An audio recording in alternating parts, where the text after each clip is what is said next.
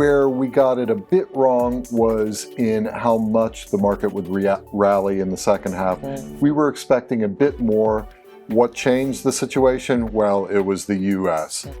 ทีนี้ต้องถามถึงปีหน้าแล้วปีหน้าคุณแดนคาดว่าจะเป็นยังไงบ้างคะ We're forecasting fairly flat performance. We have an index target of 1460 for the end of 2025.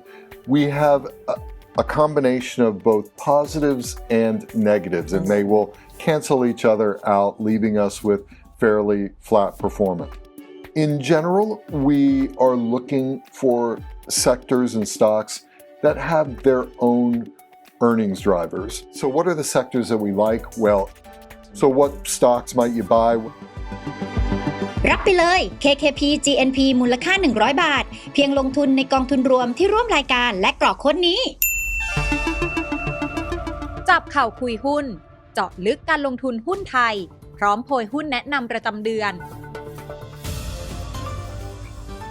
ค่ะเข้าสู่ช่วงปลายปีนะคะก็ต้องมองไปถึงปีหน้าว่าหุ้นไทยจะเป็นยังไงบ้างวันนี้เราเลยชวนคุณแดน Fineman นะคะนักวิเคราะห์หุ้นและนักกลยุทธ์บริษัทหลักทรัพย์เกียรตินาคินพัทรามาคุยกันค่ะคุณแดนคะก่อนที่จะถามถึงปีหน้าเนี่ยถามถึงปีนี้ก่อนว่าเป็นยังไงบ้างคะตลาดหุ้นไทยแล้วเป็นไปตามคาดไหมคะ It was largely in line with our forecast. We'd been expecting at the start of the year that the first half would be weak, but that there would be a rally in the second half. And that's exactly what happened. In the second half of the year, we actually had up to this point from the start of July, we've had about 7% upside. Where we got it a bit wrong was in how much the market would rally in the second half. We were expecting a bit more. What changed the situation? Well, it was the U.S. The market started to weaken in line with other Asian markets in October as it became obvious that Donald Trump would be the next president. But largely, the market performed in line with what we were forecasting. ทีนี้ต้องถามถึงปีหน้าแล้วปีหน้าคุณแดนคาดว่าจะเป็นยังไงบ้างคะ We're forecasting fairly flat performance. We have an index target of 1460 for the end of 2025. We have a combination of both positives and negatives, and they will cancel each other out, leaving us with fairly flat performance. What are the negatives? Well, it's the trade war. If you go back to the first trade war in 2018 and 19, Thailand was hit unusually hard. All of Asia suffered, but Thailand suffered more than most economies. Exports in 2019 fell by 5%. Tourism receipts fell from about 12% growth in 2016-17 to 2 to 3% in 2018 and 19. And Thailand's GDP halved. Thailand's GDP growth fell by more than in any other emerging market in Asia. So we're expecting that another trade war will hit Thailand hard. Now, what are the positives? The positives are on the domestic side. Policy support. We will have more stimulus coming from the government, and we're forecasting 3 rate cuts from the Bank of Thailand.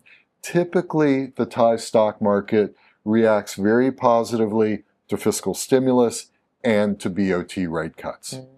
โอเคทีนี้ต้องถามถึง valuation ของหุ้นไทยนะคะว่าในปีหน้าเนี่ยคุณแดนคาดว่าจะเป็นยังไงคะถูกแพงยังไงบ้างคะ Unfortunately, they're not clearly cheap. If we look at longer term valuation metrics like cyclically adjusted PE, which looks at valuations on a 10-year view, very long-term view, Thailand looks cheap. But if we look at the current year PE or the PE relative to Asian peers, we're expensive. So I don't expect an expansion of the PE. I think the upside comes from earnings growth and that actually the PE will contract a bit. ทีนี้ต้องถามถึงว่าเป็นหุ้นกลุ่มไหนหุ้นตัวไหนบ้างที่คุณแดนมองว่าปีหน้าน่าจะยังโอเคไปได้อยู่ In general, we are looking for sectors and stocks that have their own earnings drivers. Also, we're trying in general to avoid stocks and sectors that have a lot of exposure to growth in China. We expect that China's economy is going to be quite weak next year due to the trade war, and we want to avoid sectors that might be affected, like petrochemicals, some energy names, even tourism potentially could be negative affected. So what are the sectors that we like? Well, telcos, they will remain strong because there are further gains to be had from industry consolidation, gains on both the top line and on costs. We like meat producers like CPF. The meat cycle we think will remain positive, and it doesn't really matter what's happening with the global economy. Meat has its own dynamics. We also like commerce, retail, trade.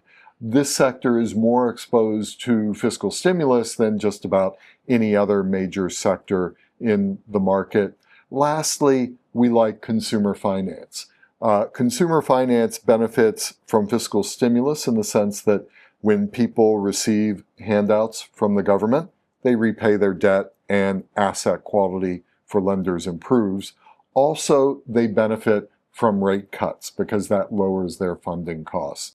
So what stocks might you buy? Well, in telcos, True is our favorite. We like Advance too, but True would be our number one.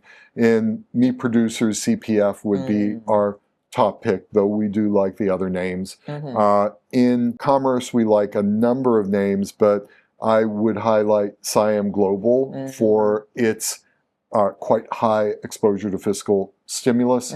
Consumer finance, I would be looking number one at Sawat. They started tightening their lending standards before their peers, and that means that their asset quality should start to improve faster than their peers.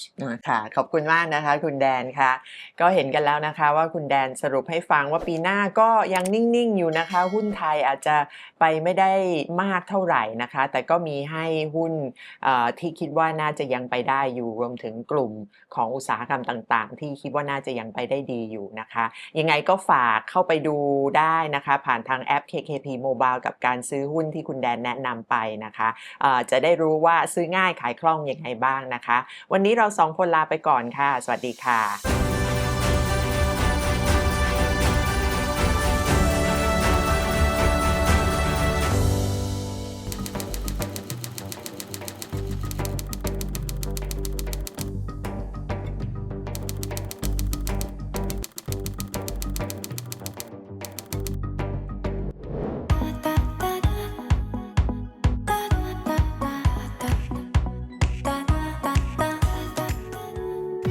เริ่มต้นลงทุนกับหุ้นและกองทุนรวมได้แล้ววันนี้ง่ายๆเพียงแค่ดาวน์โหลดแอป KKP Mobile